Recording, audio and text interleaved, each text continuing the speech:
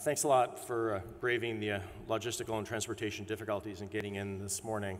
It's wonderful to be in Barcelona again. It's such a wonderful city, and really happy to be here at IoTS to tell you a bit about the work that I'm doing relating to Internet of Things. Although you guys are all building out IoT now, as Richard mentioned, it becomes a viable business. It's exploding in terms of products and effort being put into it, releasing it, roll out. I'm going to take the view looking a bit further out. What's life going to be like after IoT, right? Once IoT really hits and we pass this boundary, what is it going to be like? What are the things we're going to do afterwards? So I'm going to give you some examples of things that I think in some ways may look a little bit further out. This is my team. Every good professor wants to show a picture of his students before he starts. So these are the people doing most of the hard work that you're seeing in this talk. You'll be seeing their names come up. This is at one of MIT's good pubs right down the street from the Media Lab. So we're all relaxing after a hard day of work. But you'll see, again, examples of what they do in a minute. So quick topics.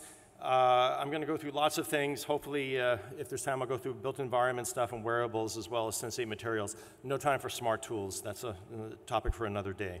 But we're going to be touching on all these things relevant to IoT. So this is a slide I always like to show when I give an industrial IoT talk especially, even academic IoT talks now. Does anybody remember this guy? Who knows who he is? Put up your hand if it's familiar. A few of you do. It's amazing how few, amazing how he's forgotten. He, at least to those of us doing computer science, especially HCI-related, human computer interface-related work, is the father of IoT. And back in those days, we called it ubiquitous computing. And then people started calling it pervasive computing, disappearing computer, invisible computer. There's so many names. I have a slide somewhere of all the names as of 10 years ago.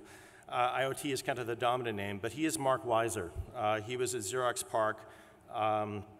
Passed away all too soon, but he wrote a really seminal article in Scientific American that talked about a lot of his work at PARC, about distributed computation and sensing in the environment, how it all worked together, how things would break down boundaries, and how the world would change. So it's recommended reading for anybody who wants to go back to see where the ideas behind IoT really began.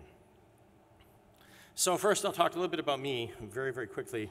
I've been doing electronic sensors for a long time. Yeah, I do have gray hair, I guess. A lot of it now. And that's one of the cornerstones of IoT. So I've been doing this work for a while. But I've also loved music. Those of you who know me personally realize that music is a big force in my life. So these are the two poles that have oftentimes been a competition, but also can work together. The technology won out at first. I did my PhD in high energy physics at MIT. I did my work at CERN. This is a picture of a much younger me there. But music never went away, and over the years, I built the world's largest homemade patchable music synthesizer between 30 and 40 years ago. This is it set up in the MIT Museum a few years ago. It runs autonomous patches. It's making the music that you hear in the background. There's no one playing the keyboard or doing anything. It just goes on forever making music when I put these patches in. So music and technology for me have been a natural marriage. And that led to lots of work I did when it came to the Media Lab in the beginning. And this is work that kind of is what we would call IoT related now, but there was no such word back then. Even ubiquitous computing wasn't used so often in those days.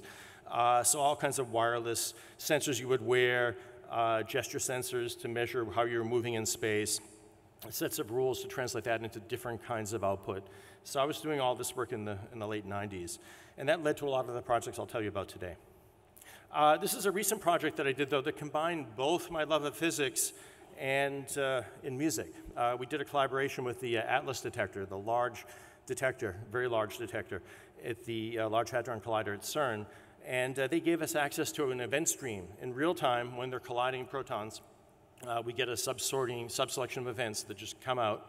And we map music to the events in real time. And we don't just do a piece ourselves, we built a framework for composers to do pieces, because I think all these sets of large data, such as IoT makes, are canvases for new artists. Matter of fact, it's those artists that are going to tell us how this information reaches us, how it touches us in different ways. I think it's a critical part of the equation. So we did this with the Large Hadron Collider, huge data source.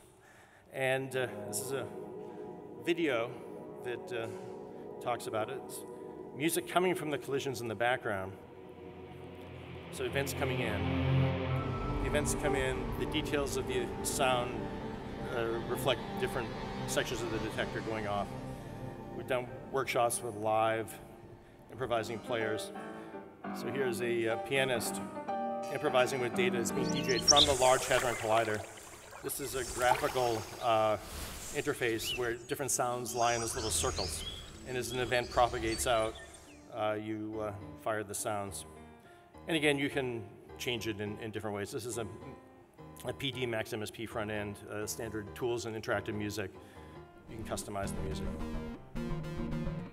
So this again, all coming from event streams at CERN. The way the music sounds depends on the actual data.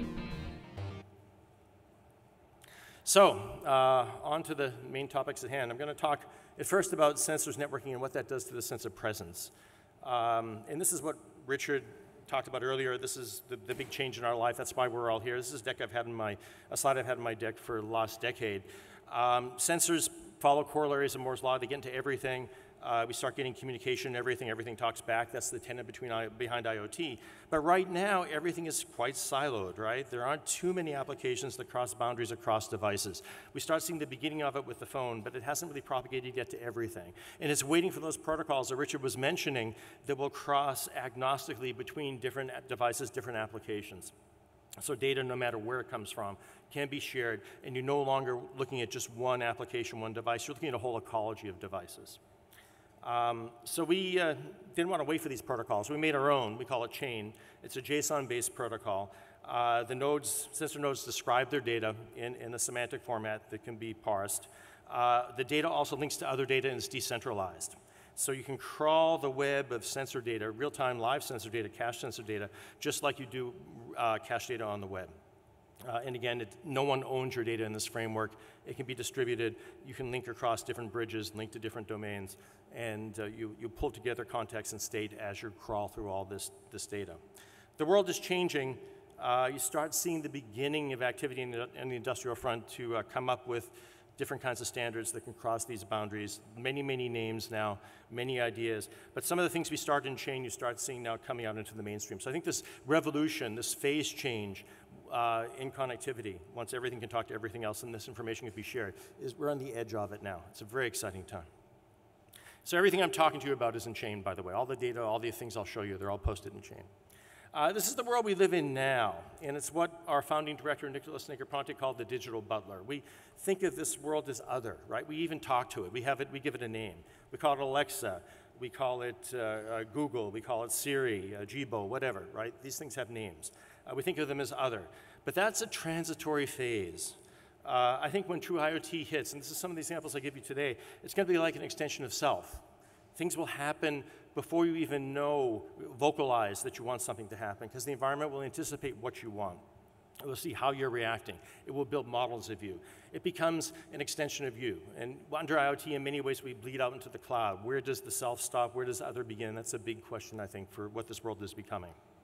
So again, when we get past this, there's a lot more excitement that we'll be having for sure. So looking at the idea of sensors everywhere, my group has been fascinated for years now about ways of tunneling into that sensor data, bringing that sensor data into human perception as if it's a natural graph to your own senses. You know, I've got sensors buried in everything. Can I just have my perception just drift and concentrate on things that are not what I see and hear directly? We wrote an article on Scientific American in 2014. Some of you may have seen it a few years ago talking about these ideas. I'll give you an example now. This is our building, the new Media Lab building. It's a wonderful glass building, great to work there. You can look through, a lot of light. But what if you could look through with magic glasses that could show you all the sensor data? Because buildings are full of sensors. They run the heating and air conditioning system. They run the security system. They run the lighting, so on and so forth. What if you could see that data? Because in the future, under IoT, all data is going to be used for all kinds of different things. Data is going to be shared. No matter where it comes from, you'll project it down into applications. So we built a browser to do this. And I'm going to dare to run a live demo. Let's see if it works. It's built in a game engine. So in a few minutes, we will visit the Media Lab virtually.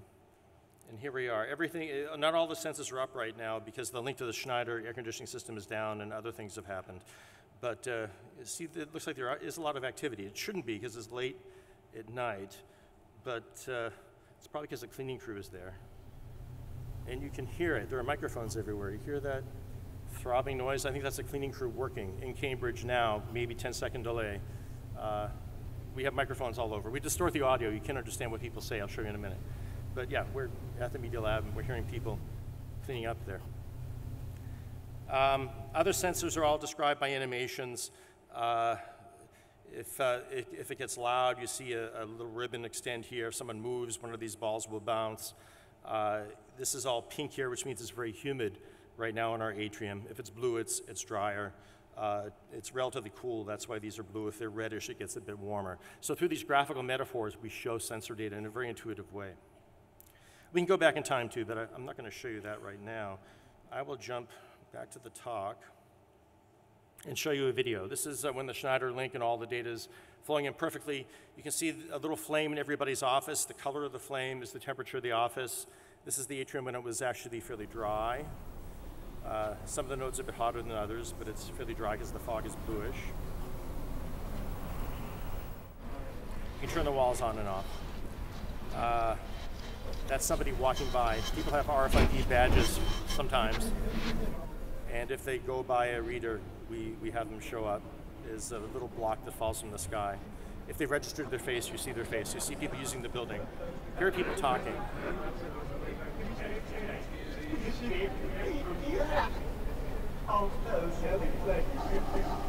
They're speaking English, but we drop audio at the node. So we reverse grains, drop grains, mix them, so you can't understand anything people say. Twitter, social media is also a sensor. If you're near somebody's office in the virtual world, we have their tweets show up as well. So you can see people walking through the building. We can speed time up, slow time down. In a second, Nicholas Negroponte finishes the video.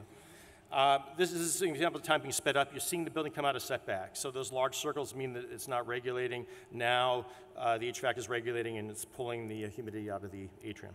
So it's a different way of looking at sensor data. It's all together, it's agnostic of application. We're agnostic of space and time. We're free to roam as we want. And I think for IoT, it's going to be an important part of the control panel, bringing all this together. For our next project, we actually went a little bit further out. We went to a cranberry bog that is being restored to a wetland, the largest restoration project on the east coast of the US, largest certainly in Massachusetts for a long time. It was in the New York Times. You may have read about the project here just a few months ago.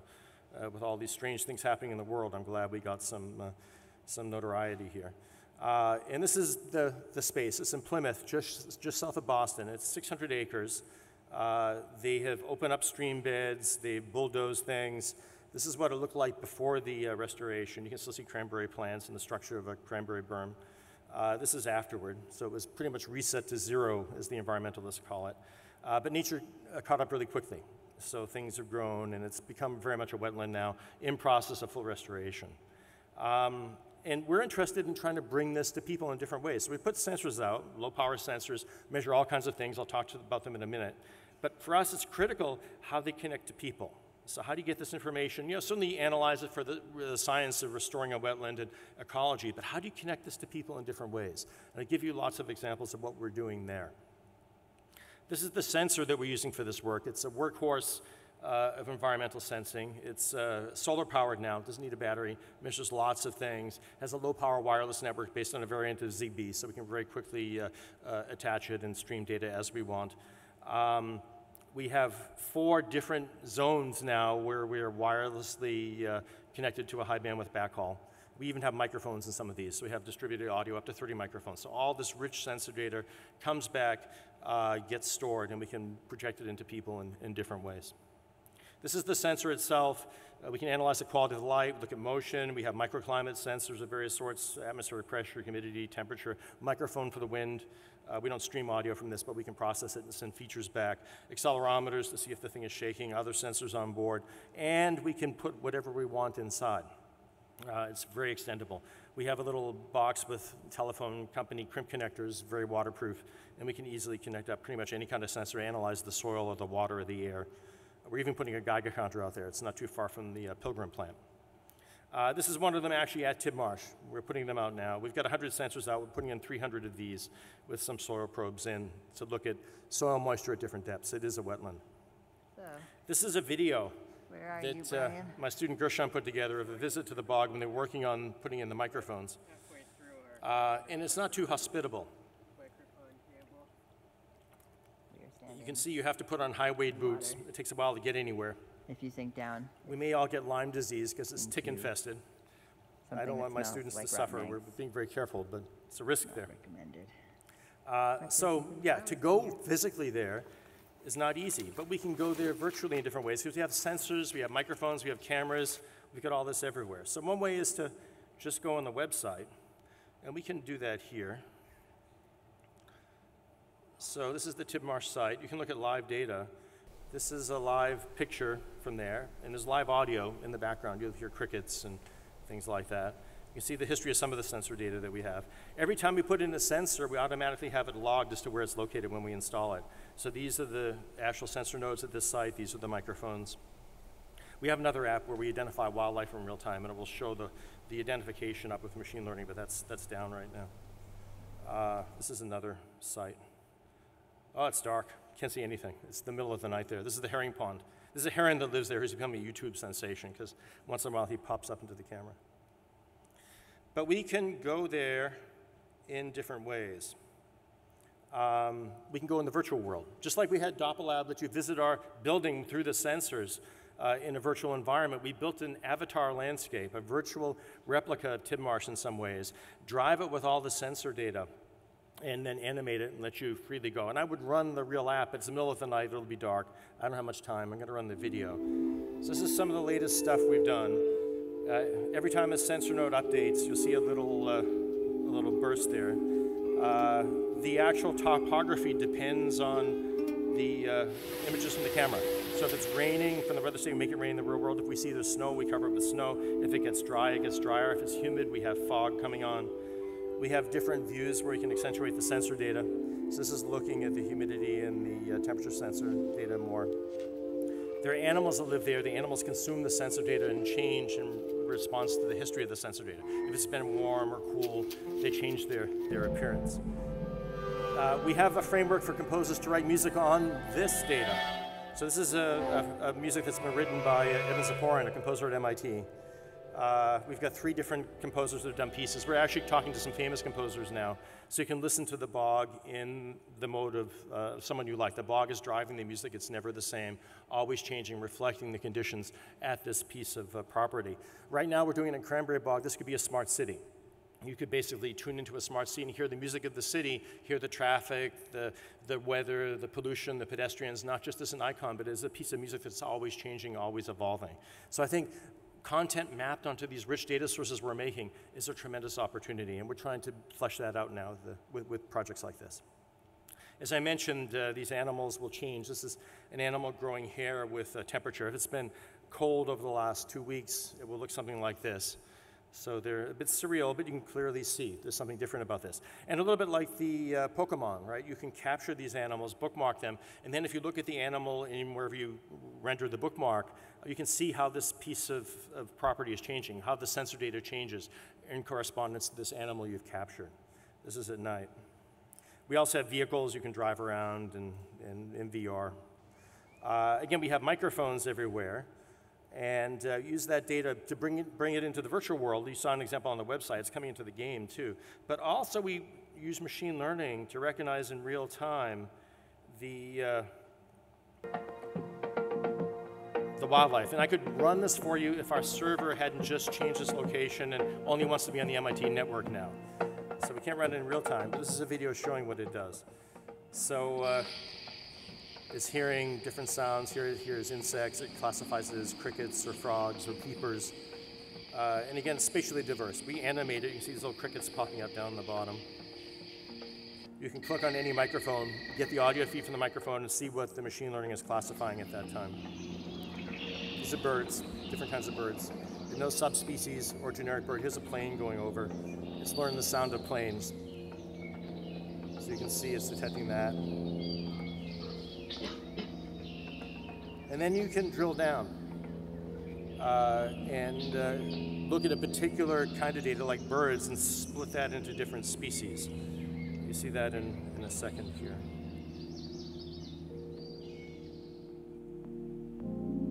So this is a different view into it. Here, Clement's looking at birds. And if you select a particular species, you can see when that kind of bird is showing up.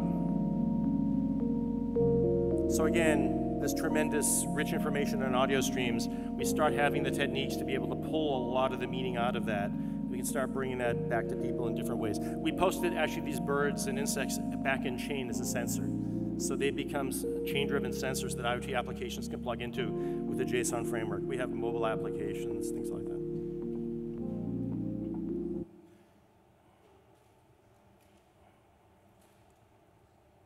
So my students are doing a lot of either game playing here or development. Turns out in this case they're doing development. They all have their VR rigs on. It's hard to see exactly what they're doing. We have the entire Tidmarsh living now on a tabletop. So with a HoloLens, you can explore it. This is the entire site, and you're seeing data coming up in real time as you're moving around. So this is nodes updating, detected birds, sensor data, and you can even hear the audio. And you can physically zoom in by moving. So now we have the students getting close to the bog without getting wet here. So lots of ways of visiting this landscape. What if you're really there, though? We talked about augmented reality remotely. If you're physically there on the site, how can you begin to work where all these sensors that are buried in the landscape become natural extensions of perception? And we're looking at trying to vector off of focus. I think that's a real key in this whole future of cached information everywhere. When you're physically navigating through the world, you're not going to pull out your phone and look. You're going to have a wearable. And we want to be able to look at what you're concentrating on and focusing on. Not just that you're moving your head and you're looking over here, but you're actually focusing over here, as if I'm listening to what's happening in that corner. There are cues we can start to pull out. And we want to be able to have the information that's fed into your perception work as a function of that. So it's like a natural extension of you.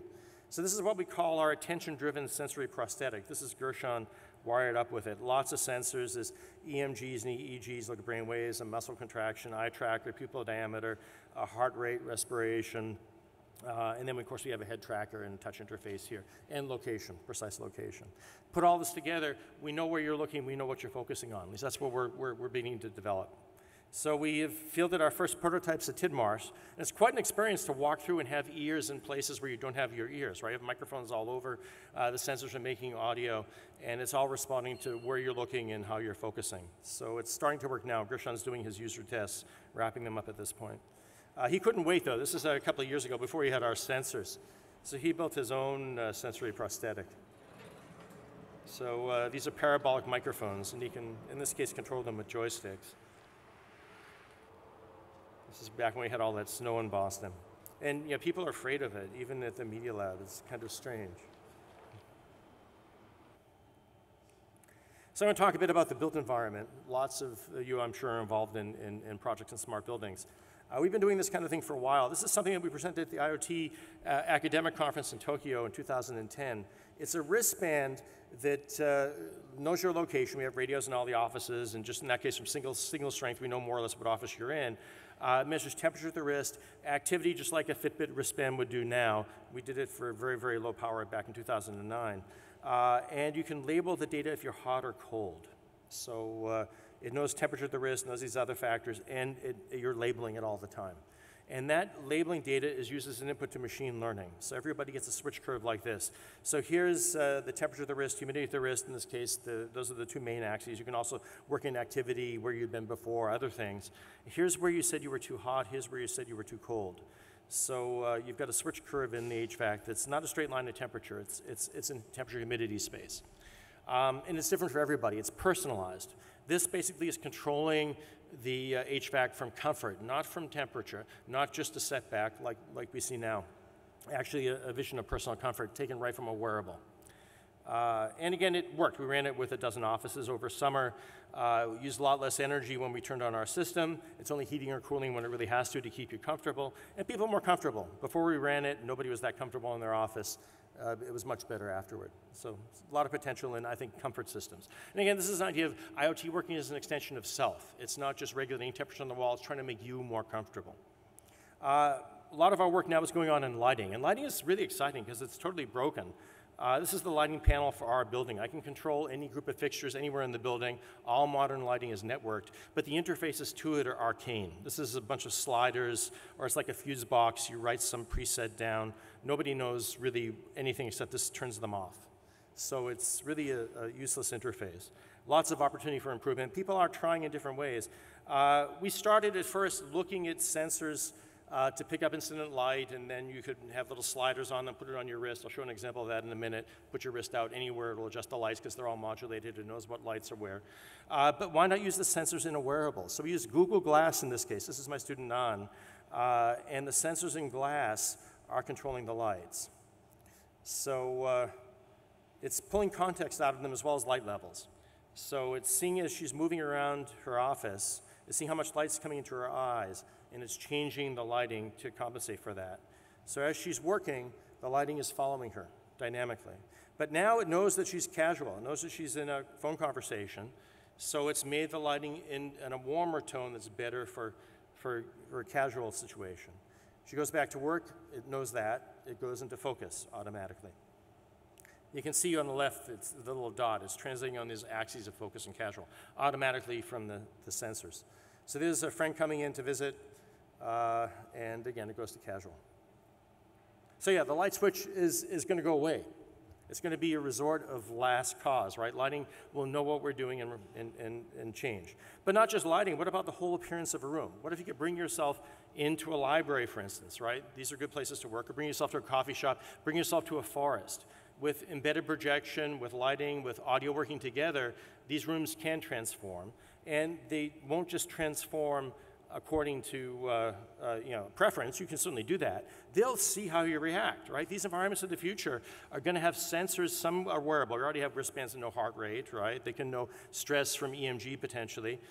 In this case, we also had a chest band to look at heart rate variability in a precise way, but that probably could eventually be replaced. We're looking at facial expression with a camera. And putting all this together, we can start seeing how people react to these changes in the environment. So we can change what's projected, the lighting, the audio, to really bring you into a certain state of mind. So this is proof of concept here, but everything is working at this stage. So here somebody has time on their hands in their office. Now suddenly they get busy.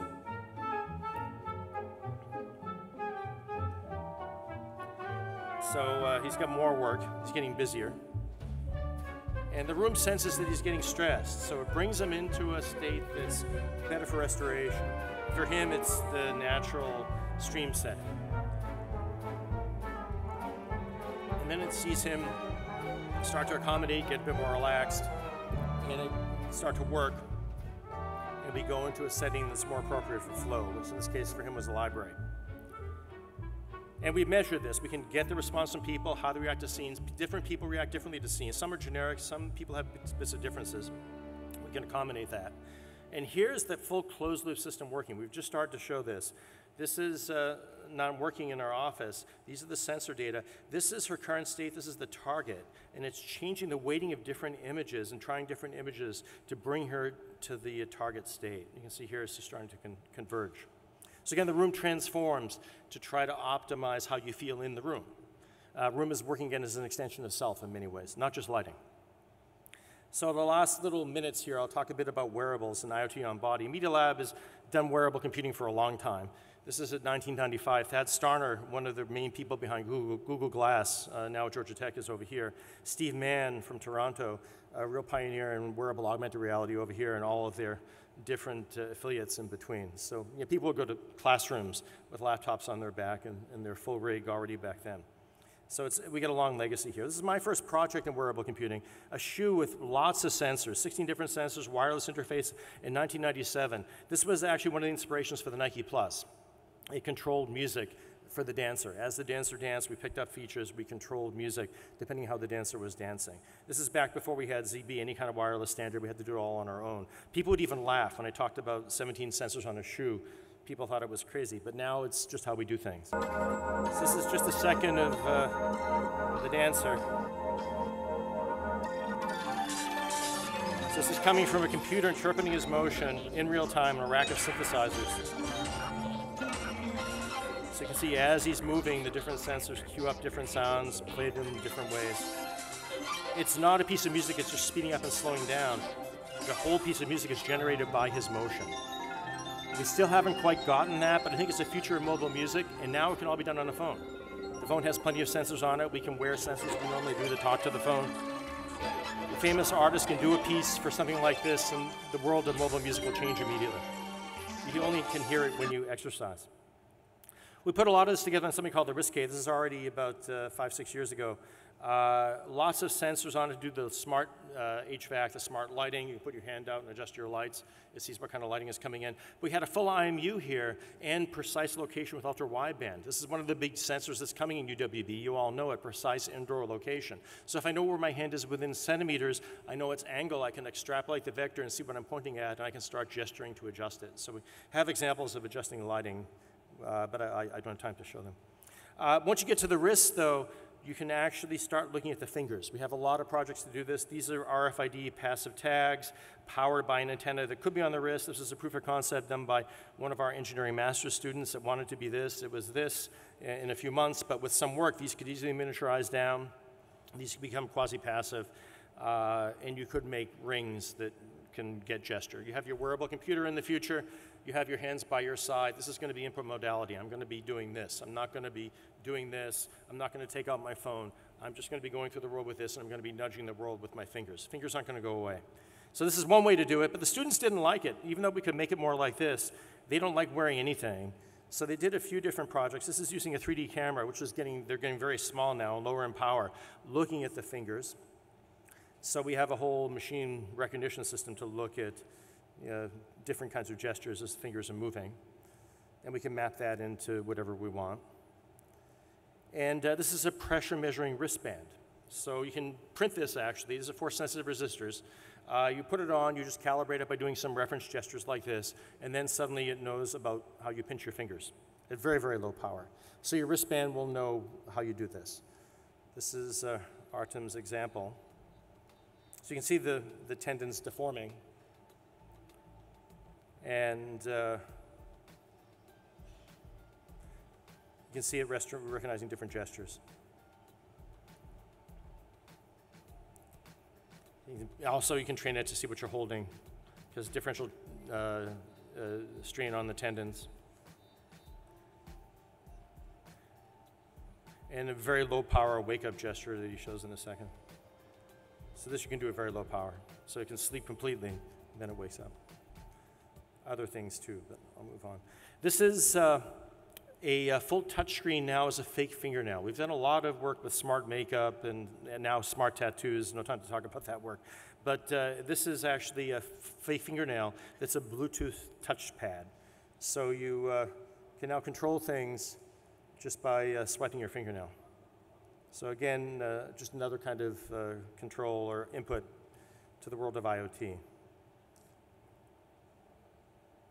So that's working as a trackpad.